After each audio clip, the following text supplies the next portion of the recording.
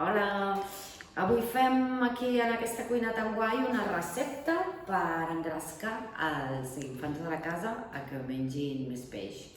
Bueno, a casa jo personalment em trobo que el dia que toca peix tots són queixes.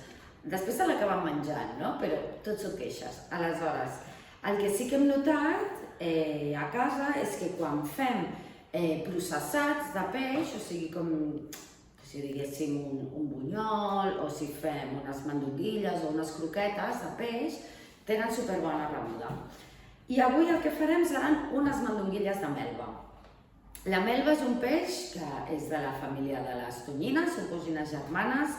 Podríem dir que és una cosina del bonítol, però és del tamany és molt més petit i econòmicament és molt més barata que no pas el bonítol.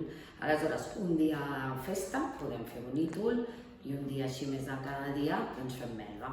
I el que farem avui serà, fem la melva, que tenim aquí els filets ja fets, que ens els han preparat, i el que farem serà bullir arròs, és una recepta molt senzilla, bullirem arròs i picarem molt petit el que és la melva i ho barrejarem amb sal i julivert.